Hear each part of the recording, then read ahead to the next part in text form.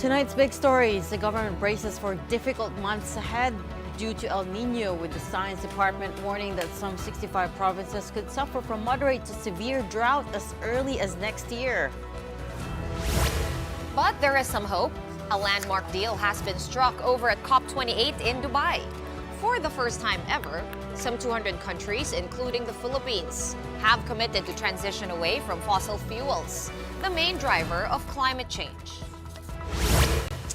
And the lower house is looking to make another push for amendments to the 1987 Constitution or charter change next year, but some senators aren't too happy about it. Good evening, welcome to the show. I'm Regina Lay. And I'm Shawnee Yao. All right, taking a break tonight from issues over the West Philippine Sea to talk about another urgent concern, the impact of a stronger El Nino. President Marcos has ordered government agencies to intensify their efforts to address the effects of the weather phenomenon. That's after the Science and Technology Department warned that at least 65 provinces are expected to experience drought by May next year. The president is calling for a coordinated implementation of all initiatives to mitigate the impacts of El Nino. He also plans to reconstruct the composition of the El Nino task force that was formed in April. Marcos made this announcement earlier today at the inauguration of the Balbalungao Small Reservoir Irrigation Project in Lupao, Nueva Ecija. This is, I think, a more serious and a more extensive effort, because we really have to get everybody involved to be able to prepare, to make sure that we can minimize, alleviate, and adapt to, to climate change. So just for context, Raj, you said 65 provinces to suffer from a drought by May of next year. That's about 77% of the Philippines. 77%. That's a serious problem.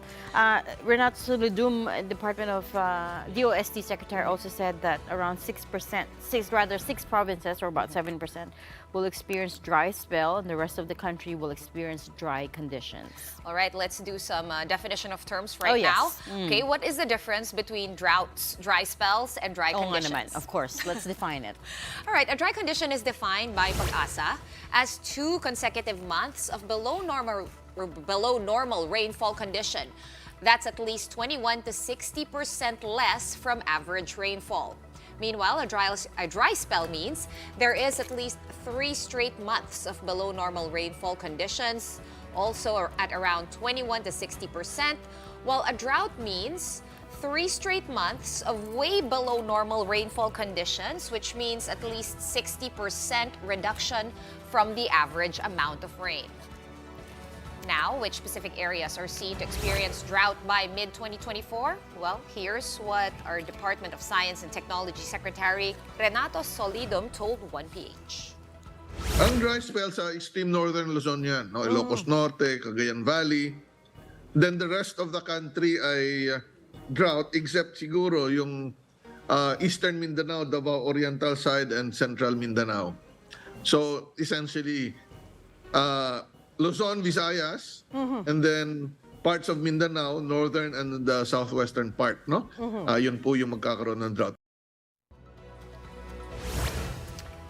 There's also, of course, but let me just say grabe, because drought, by the definition, is 3 consecutive months. That's a long time. Imagine 3 consecutive months of dry weather. 60% or above, or more than 60% less rainfall than average. Correct. So of course, it impacts everything. There's major health implications, right? El Nino could cause a number of health issues. There's the OH has said there's diarrhea, skin diseases, poisoning, heat cramps, heat exhaustion, heat stroke, and various respiratory diseases.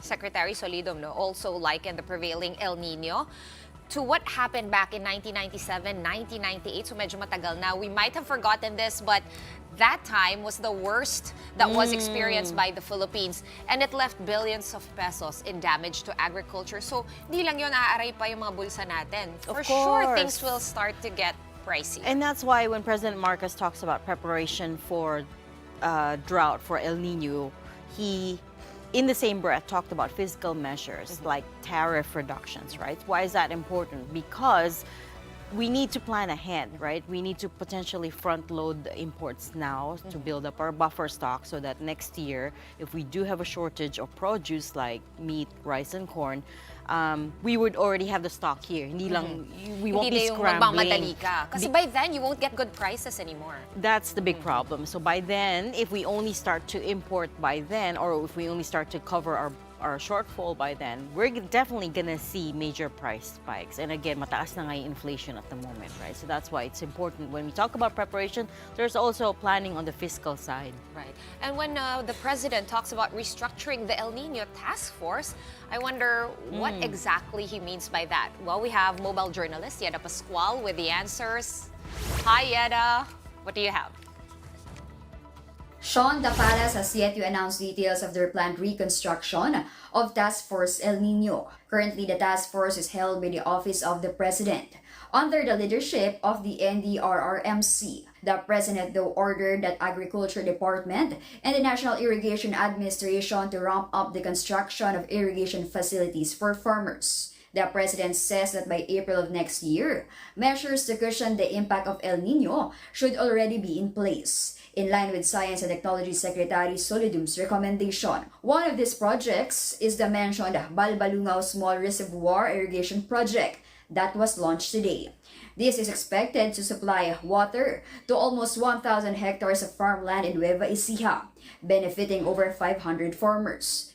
Kakaunti na lang ang ating natitirang panahon. Meron tayong 4 na buwan, 4 na buwan para tapusin. The government targets to establish irrigation projects to cover 275,000 hectares and to restore at 80,000 existing irrigation areas by 2028. This to maintain food production despite the El Nino. The NEDA meanwhile believes that the overall economy will not be severely affected by the El Nino.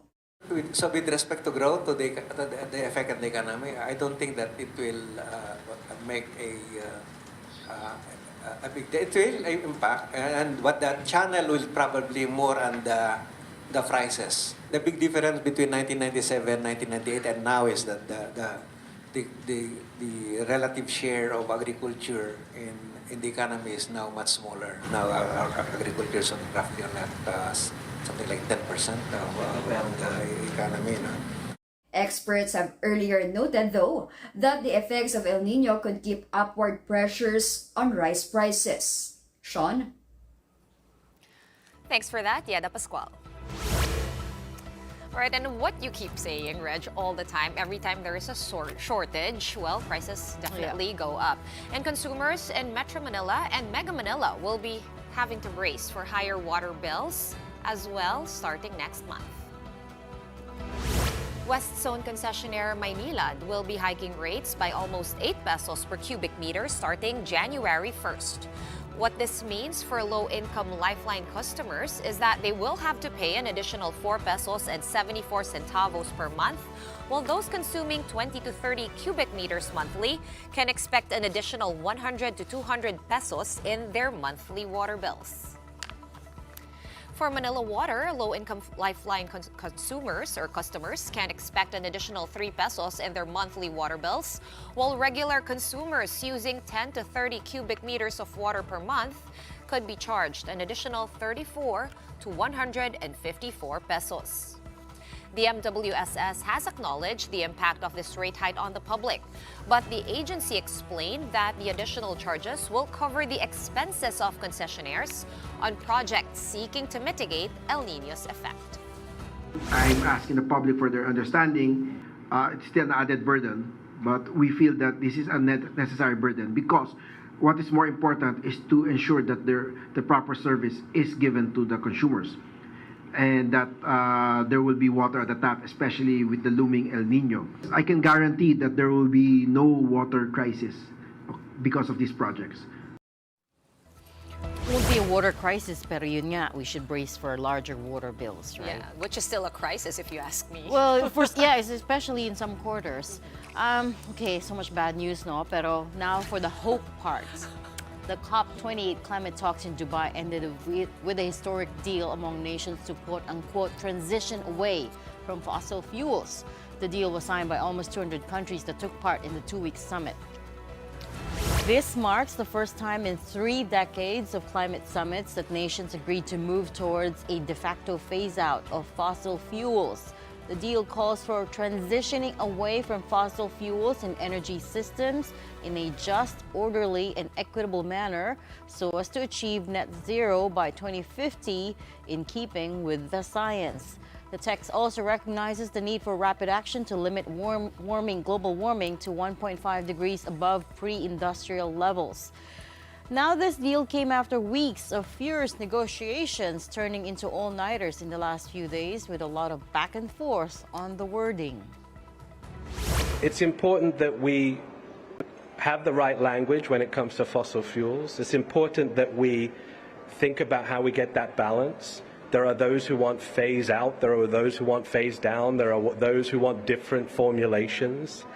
The point is to get a consensus. An agreement is only as good as its implementation. We are what we do, not what we say. We must take the steps necessary to turn this agreement into tangible actions. If we unite in action, we can have a profoundly positive effect on all our futures. Only as good as implementation. That This is usually very the true. problem. Exactly. The devil is always in the details, right? But why is this so significant? Because first things first, fossil fuels are what drive climate change. Scientists are clear on that, right? The burning of fossil fuels is what is warming the planet much faster than we can control. Right, and before this historic moment, I think governments around the world have never really fully agreed to stop Yes. using fossil fuels. That's because countries like us, the Philippines, we depend so heavily Exactly. on fossil fuels for energy. Exactly. Basic energy requirements. Yeah. And then there was nag-away-away pa sila over the wording? terminology because words matter, right? They So do. there was a big debate leading up to this on whether it should be full phase out and phase down. Now, the Philippines, because we're heavily reliant and because we're so at risk for climate change disaster impacts, we were lobbying for full phase out. But certain countries like India didn't want that because, of course, they're a large growing economy and they You have didn't to want think to. also, Reg, like, can we, as the Philippines, are we really ready for a full phase out? Oh, that's the big. That's the next part of this, the big debate, right? So now they've agreed on the text. Now we're gonna have to debate how we get to that end point. But this is significant in its own right because, as you pointed out, this is the first time that governments of these 200 countries that participated have agreed. Okay, we need to transition away from fossil fuels. And may konting chismis pa, may konting controversy pa Ano? leading up to that. That guy that you saw on our screen that was speaking. Giving the soundbite, yeah? That's the COP28 president this year, the UAE, Sultan Al Jaber.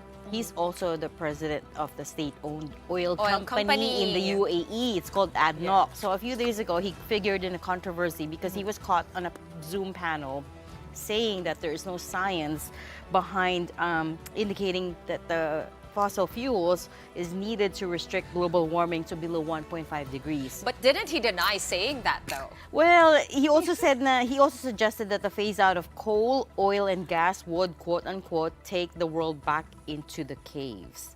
Kasi china-challenge siya ng moderator. The moderator was they're trying such to... a big oil producer, so they're probably also That's the worried about thing. their country's revenues. So his comments caused a firestorm, and so he had to do some damage control after. That's when he started to say, no, I didn't say that, even though, of course, he was caught on video saying it. And of course, remember, it was also at this COP when it was announced that 2023 is the hottest year on ever. record. Yes. We all feel it, right? Every day has been unbearably hot. Today was very hot. In human history, Yeah. this 2023 is the hottest year in human history, which, should alarm all of us, especially as we were just talking about drought in potentially 65 provinces. Big question there that Sean raised. To what extent can the Philippine government commit to this agreed transition away from fossil fuels? Let's get some insights right now. We have Felix Jose Vitangcol. He's the Secretary General of the Philippine Business for Environmental Stewardship. Felix, good evening. Thanks for being with us tonight. Good evening. first things first, I wanted your thoughts on this landmark COP28 deal that was just agreed upon. Historic, largest since the Paris alignment, as some people are saying. Again, the point there is that some 200 nations have finally agreed to move away from fossil fuels. What do you think? Does this go far enough? This is a very interesting time, Sean and Regina, because since 2015, this is the first time they mentioned the particular actually sector where they would want to change or have a very drastic change in terms of the contribution of carbon dioxide to the or emission of greenhouse gases into the atmosphere. So, but they really need to consider the different conditions of the economies, for example, for the Philippines. Although they mentioned, like you mentioned a while ago, the statements from the president of the current COP28 that there should be a good agreement or the transition or implementations, or the agreement is good as the implementation itself, or there should be intangible.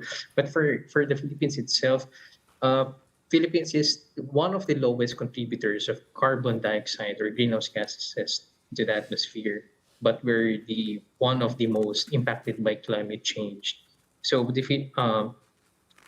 although there needs to be a equitable contribution between the Philippines and different economies contributing to the COP28, there should the leaders should take note of the capabilities of the different economies. So here in the Philippines, yes, we're pushing towards a more renewable energy-centric energy system, but currently the different factors contributing to it are not capable, or we're not sufficiently able to integrate renewable energy. Actually, recently we did a forum together with the SHAD-based and the different partners that enumerating the different factors that need to be addressed in terms of how we effectively and efficiently contribute to this agenda. Interestingly, the goal or the target mentioned by the during the COP28 has been discussed for how many years already. It's just now that's being voiced out specifically for the fossil fuel sector. All right, Felix,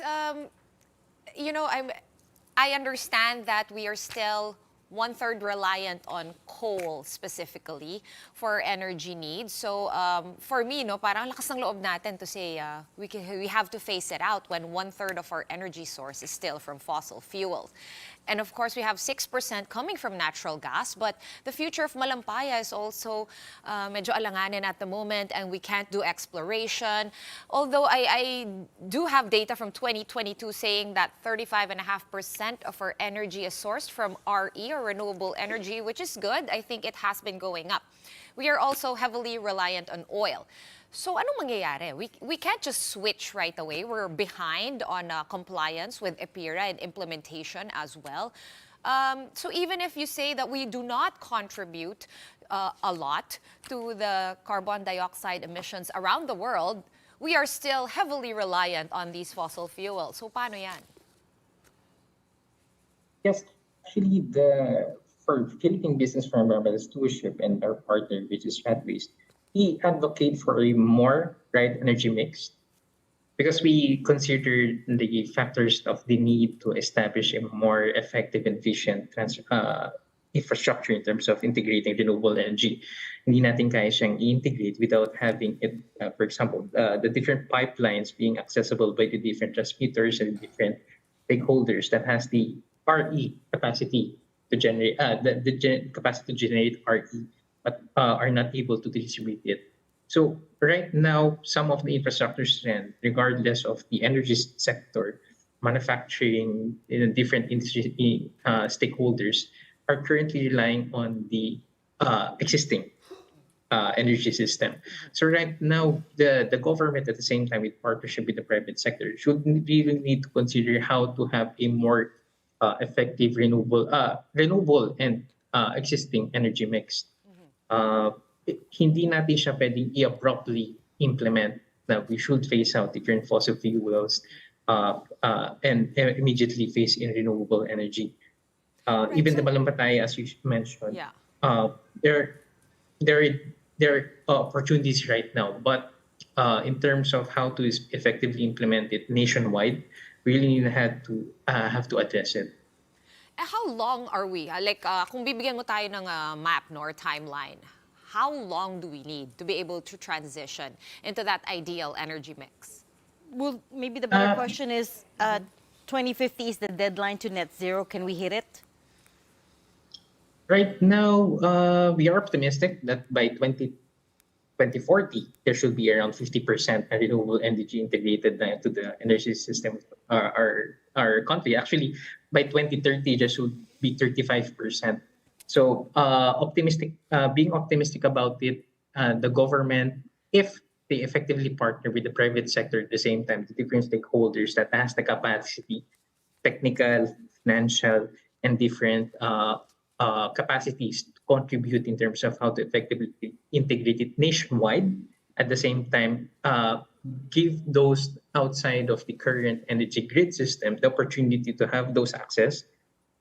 Mas malaki yung opportunity natin to effectively transition to renewable energy.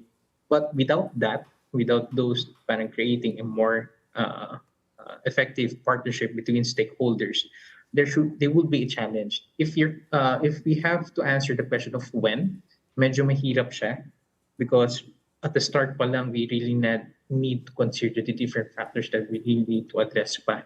Without that, hindi natin siguro makikita on how to transition effectively. 2050, 2040, 30, 50%, optimistic siya, but we really had to consider the different factors right there.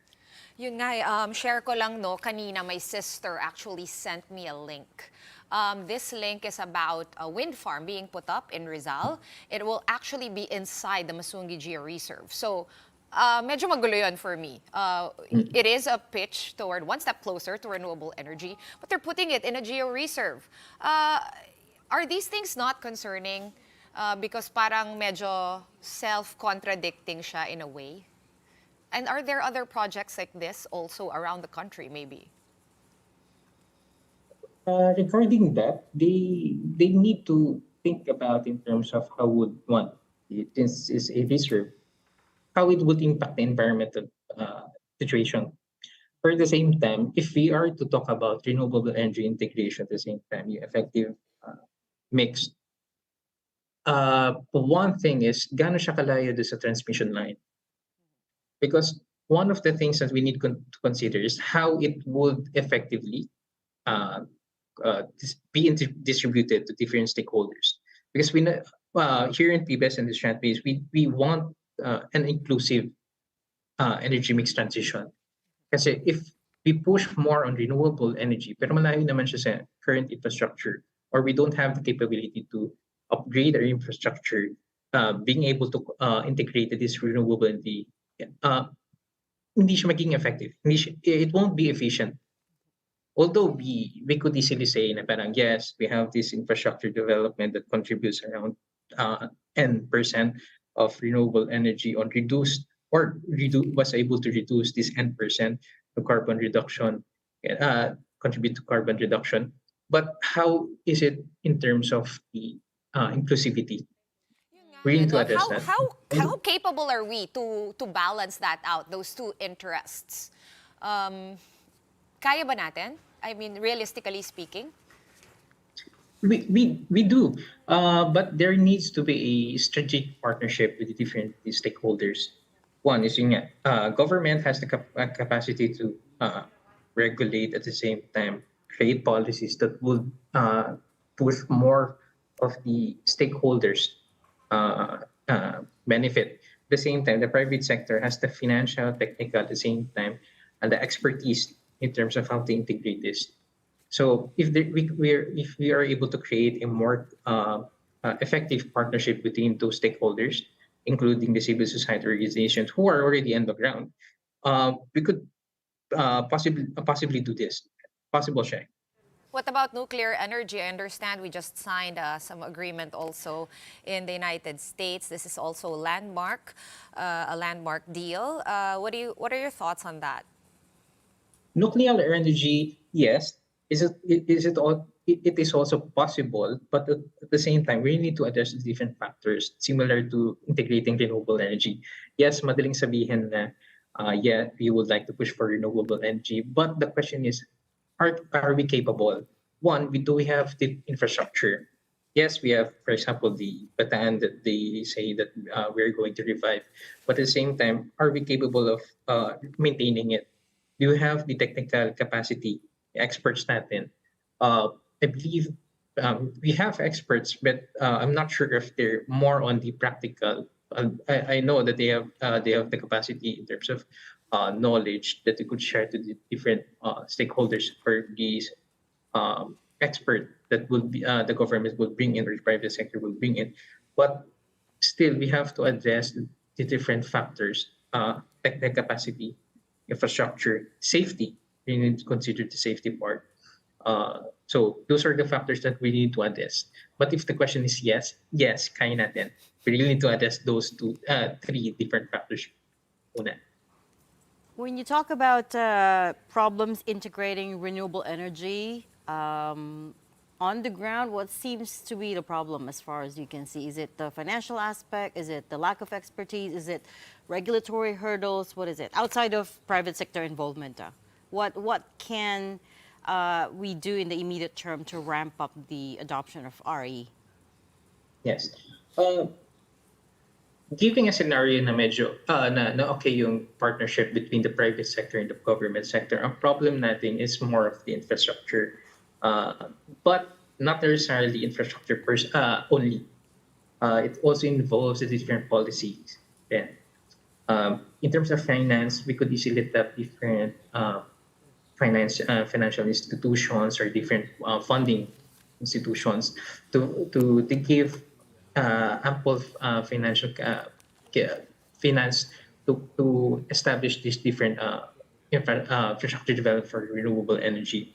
But if we are not able to strategically implement kung saan natin integrate yung infrastructure na to, that would integrate renewable energy at the same time being able to have a balanced integration between the current energy system at the same time renewable energy, we would have a challenge itself. In terms of expertise, we have a lot. There are private companies that have been studying in terms of how to not necessarily change but tweak their operations in terms of integrating. There are manufacturing companies, there are mining companies, there are different industrial companies that are eventually transitioning to renewable energy, and they really need to have experts on that. So if we are able to tap on those people, kaya siya. So it's more of the infrastructure, regardless of, as you mentioned, the government. But we cannot look at this situation as parang infrastructure itself. There should be a policy that would guide. And then just very quickly, what's the biggest opportunity for the Philippines? Is it solar, hydro, wind, biomass? Where are you seeing the biggest opportunities? I think there's a mix of all of this. We have the solar, since we're a tropical country. We have wind, we have geothermal, but it's more of how we effectively utilize them. Yeah. Okay. Fair enough. That's a very good point. We're going to have to leave it there. Thank you so much for joining us tonight. Felix Vitangcol, he's the Secretary General of the Philippine Business for Environmental Stewardship. We are going to pause for a quick one right now, but right after that, the lower house could be making another attempt at charter change next year, but some senators aren't too happy about it. That and more when the big story returns.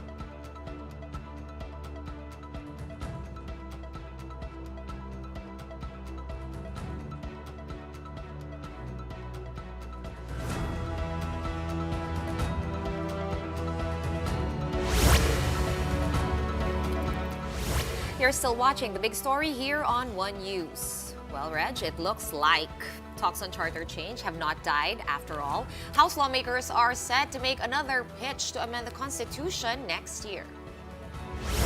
House Speaker Martin Romualdez said they will use the Christmas break to study Cha-Cha, particularly amendments to economic provisions that he called, quote, unquote, prohibitive. The recent push for charter change breezed through the lower house but languished in the Senate, with proponent Senator Robin Padilla even calling it dead.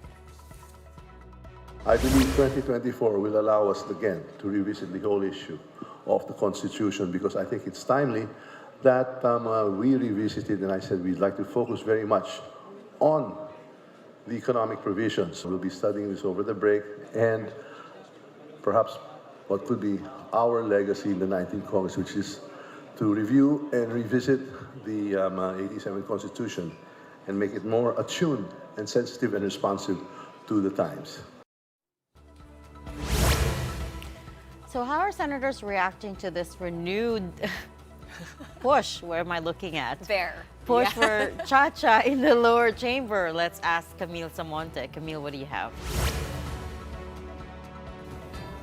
Reg, senators appear to be split on charter change. Senate Minority Leader Coco Pimentel is still backing the shift to federalism. He said that while he supports charter change, term limits and economic provisions on business ownership should remain untouched. Huwag galawin ng term limits kasi hayaan na yung term limits because we are forcing new blood sa politika. Maganda yung idea na yun. Huwag natin alisin yun. It's the relationship between the national and the local. Yan yung federalism na dapat pag-aralan natin. Pwede rin, open ako dyan. Pero kung pwede sana yung manageable ang change, hindi yung masyadong sobrang daming gumalaw, baka malito na yung taong bayan. So we can do it step by step. We can change from presidential to parliamentary, or we can change from unitary to federal. If the purpose buksan yung business side is to allow foreign business people to exploit our natural resources and to own land, yan ang lalo nating dapat wag payagan. Other senators, however, remain conservative about tweaking the Constitution. Is this the right time na mag-election ulit? You have to be more circumspect of the timing. And then the process, definitely. The process is very important. Yung form po you always have two questions. Tapos, political ba o economic? Economic lang. Sir, political. Political kasi baka it will not, I don't think people will like that. Meanwhile, if you ask the president's sister, Senator Aimee Marcos, the push for Cha-Cha may be part of political posturings. Ang kulit naman. Talagang sinabi na ni PBBM na hindi napapanahon kasi dapat nakatutok tayo sa hanap buhay ng tao at ibagsak ang presyo ng bigas at iba pang bilihin. At 2 beses na ibinasura yan ng todo-todo ng Senado. Ba't pagpipilitan? Bakit ganun? Ang kulit. Baka may gusto mag-prime minister na hindi manalo sa presidente. Reg, as the House revives the talks on Cha-Cha, we'll have to see how changes in political alliances will affect the proposal and whether the Senate will be more accommodating this time around. Reg? Thanks so much for that update, Camille Samonte. Ayun na naman, Hindi pa ako Cha-Cha. nakaka-recover sa soundbite ni Senator Aimee. Well, she was right about one thing. It's not a priority. Sabi ni PBBM. President. He said that earlier this year. He already said that Yeah, you Cha-Cha remember. is not my priority. And then Senate President Mig Subiri even called it a waste of time. Right? So I think the difference between what they're trying to pitch for next year is that they will bypass the Senate. I heard that soundbite. I don't know if that's possible, if that's legally possible. We need more details. We need more details. But that was the soundbite, I think, from a Speaker, Martin Romualdez, and Senior Deputy Speaker Dong Gonzales. Yun yung narinig ko na sa ibang channel. Nanonood ako ng balita kanina. Kasi it's not clear at this point exactly what economic provisions Speaker Romualdez wants to revise. Ang alam lang natin at this point is gusto nila i-revive yung Chacha next and year. that they likely have to do with restrictions on the entry of foreign capital and investment. Exactly what provisions those are is not clear yet. And that's probably why he said they have to study it during the Christmas break. Ang sipag nila, Oo. studying it during Christmas break. Well, there are three methods put forth. There's, of course, the CONCON or Constitutional Convention. That was part of the pitch that happened earlier this year. Yes. Via CONCON now. Then there's Via the CONCON. CONAS or Constitutional Assembly where 3/4 of Congress members will propose amendments and then vote on it. And there's this one that I'm not so familiar with and medyo mas because normally dati, you know, you pointed it out earlier, every year there's talk about charter change, right? And usually it's CONAS or CONCON, but there's this one called the PI, People's Initiative.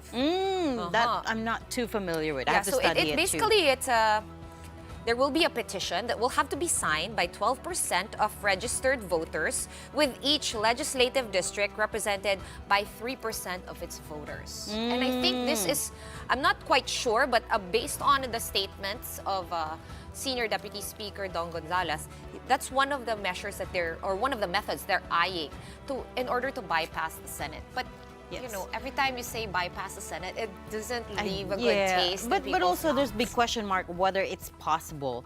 Remember also ex-President Rodrigo Duterte ran on the banner of federalism, diba? And he urged the next president after him to also initiate Chacha, and maybe that's why this is continuing on. We're looking at a quote from former President Duterte saying it could be as good as any other time to initiate whether to convert Congress into a constituent body or magtawag ng constitutional convention. And right below that, that was the quote that I was talking about from PBBM. That was from February 12 of this year. He said, it's not a priority for me because there are so many other things that we need to do first, which I think Senator Aimee laid out. Mahal yung bigas, mahal yung bilihin, at marami pa tayong But on the other side of it, we have Speaker Martin Romualdez saying he just wants to make it more, quote-unquote, attuned, sensitive, and responsive to the times. Right? So we have to give it a chance. We have to hear it out first. There, because I also remember, Reg, that business groups were actually not in favor. They released statements against Chacha earlier this year when talk was hot during that initial bid for it. It really depends on what provisions they're looking to change, right? Which we'll have to wait for till after the new year. Okay, now there's also still talk in Congress that in another matter, SMNI could lose its franchise still. One Rider Party List representative, Ramon Gutierrez, who filed a bill seeking to cancel SMNI's franchise, says there's a strong chance that the measure will be passed at least by the House Committee on Legislative Franchises. Gutierrez argues that there are valid grounds to cancel the franchise, including the network's supposed violations of Section 4 of RA 11422. This states that SMNI must not spread deliberately false information or willful representation. We've seen po, no, na although the lawyers would indicate that these are mere inaccuracies, with the other resource persons, I think we've established enough that there is a pattern towards this misinformation po that they're reporting. Another violation cited is that of Section 10 of the RA with Suarasug Media Corporation, which runs SMNI, supposedly failing to notify Congress about changes in its corporate structure. SMNI also allegedly violated Section 11 when it failed to offer Filipino citizens at least 30% of the company's outstanding stock. Gutierrez says the violation of Sections 10 and 11 are equivalent to the ipso facto or automatic revocation or cancellation of the network's franchise. Ang sagot naman ng SMNI kay Representative Gutierrez, wag pakakampante na mare-revoke ang kanilang franchise. The legal counsel of SMNI says they are ready to defend the network despite the House bill seeking to revoke their franchise. Kahit i-approve pa yan ng lower house, subject for the approval pa din yan ng Senado. After that, pirmahan pa yan ng Presidente, so it will take time. So, ibig sabihin, may prangkisa pa ang SMNI. It will stop SMNI to stop public service.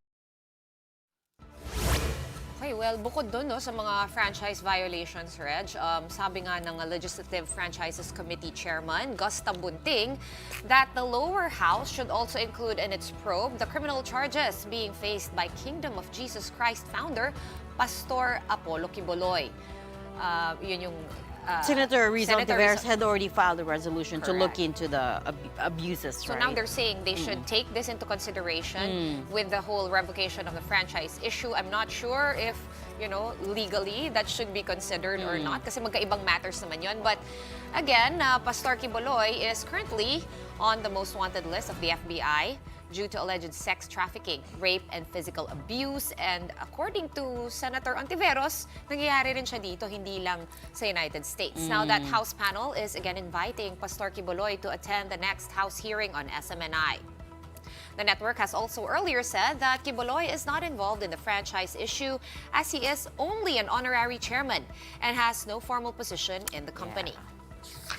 There is, though, a separate resolution filed by the Makabayan Bloc seeking to investigate charges against Pastor Apollo Quiboloy as well. Yeah. Basically, the charges are piling up.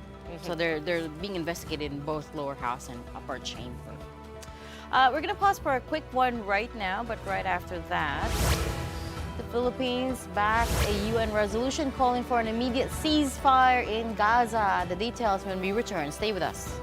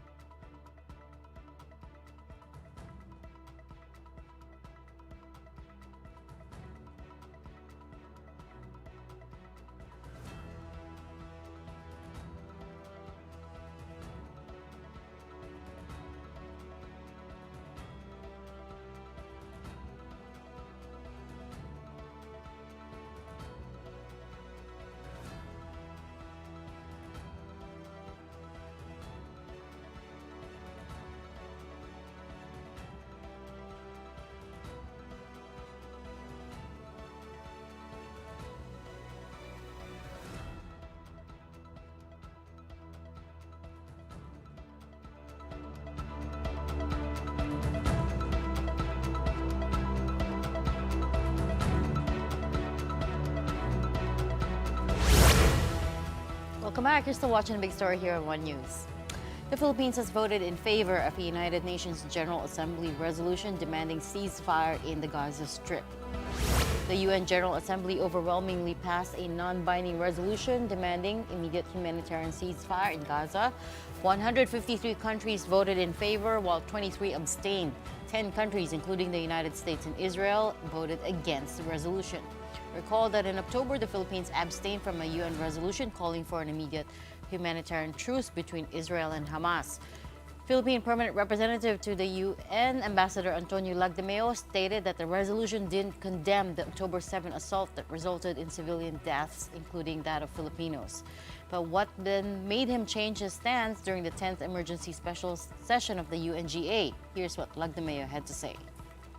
The Philippines believes strongly that a humanitarian ceasefire is crucial to halt the loss of life and suffering. The Philippines seeks to contribute to a solution that respects the rights and needs of both Palestinian and Israeli civilians. We advocate for a peaceful resolution that upholds international law and leads to lasting peace and security in the region. Right, speaking of the tensions in the Gaza Strip, just a few weeks after being released by Hamas, Jimmy Pacheco, a Filipino caregiver in Israel, was full of emotion as he revisited his former home, which was raided and destroyed by the militant group during the October 7 attack. Renewable with the story. Ito yung bahay namin ngayon. Walang halos natira. Yan lang yung natira yung mamad. 2 months after being abducted by Hamas, Filipino caregiver Jimmy Pacheco visited his former house in Kibbutz Nir Oz in Israel. Nir Oz was one of the places that Hamas attacked on October 7. Pacheco lived in the place for 4 years with his 80-year-old employer, whom he fondly referred to as Lolo. Upon arrival, Jimmy couldn't help but heave a huge sigh filled with regret. Nagsisi nga eh. Pumunta bumalik lahat yung alaala. The once elegant house is now nothing more than a bomb shelter after being set on fire by Hamas fighters. In the bomb shelter, you can still see the sofa stained with blood. This is where the terrorists shot the 80-year-old Israeli man. According to Jimmy, he even hugged his ward before being taken to Gaza as a captive. Nakuha na ako doon sa ibaba ng bed ng sofa na yan. Nung nilabas na nila ako, sabi ko, iyak ko lang ako. Jimmy also found inside the house one of the 2 bullets that hit his legs. For 49 days, Jimmy was held captive by Hamas before being released on November 24th. Although it was painful for Jimmy to see the fate of their house, he felt a sense of relief when he visited his patient's grave. And since Jimmy has become dear to the family he cared for, he plans to work for them again after vacationing in the Philippines. Relatives nila. Kamag-anak din nila yung nag-aantay sa akin. According to the Philippine Embassy in Israel, Pacheco is scheduled to return to the Philippines on December 17th. Once he arrives in the country, Jimmy will be monitored by OWA. The post-war debriefing for Jimmy will also continue here in the Philippines. He is also scheduled to have an examination by specialists following the hearing loss in his left ear from the gunshots. Wala, mas lumala pa nga eh. Kaya sabi ko, tumawag ako kanina dun sa yung head ng hospital. Sabi ko, magpapacheck up ako sa Pilipinas pag uwi ko. The Israeli government, meanwhile, assured that they would cover all Pacheco's medical expenses. In addition to this, Jimmy will also receive a lifetime pension from the Middle Eastern country. For 1PH Renewable, News 5. Former Negros Oriental Congressman Arie is facing another complaint, this time for alleged terrorist financing. State prosecutors summoned Teves to appear before the Justice Department for a preliminary investigation. Representing him and his son, who is also a respondent in the case, is attorney Ferdinand Pacho. Pacho said they were not able to prepare a counter affidavit since they did not receive a copy of the complaint. Teves had been previously tagged a terrorist by the Anti-Terror Council and has yet to return to the Philippines since being implicated in the murder of former Governor Roel Digamo. The Justice Department is now working to include Teves in the Interpol's red list. The agency also wants to have his passport canceled. Nag-file kami ng aming opposition. Well, ang sabi lang namin, yung presumption of innocence, it is too early. It is the right of every citizen to hold a Philippine passport. All right, our big picture tonight is quite tragic. What you're seeing is the aftermath of the fire that struck Sitio Santa Maria in Barangay Busok in Lapu-Lapu City, Cebu. Entire homes reduced to smoke and ruins after the massive fire that broke out on Tuesday. Around 300 homes were destroyed and hundreds of families affected. The fire is said to be the biggest in Lapu-Lapu City's history. Condolences go out to all the families that were affected by this fire. But full circle tayo today. We started talking about droughts, dry spell, and the impact of El Nino, right? And this is what we're going to be seeing more of if we don't take action now, which is why, again, that COP28 landmark deal is so important. I'm going to leave it there because you tied it together so nicely. That's it for the show tonight. We are One News, all sides, all the time. Thanks for tuning in. Have a good night.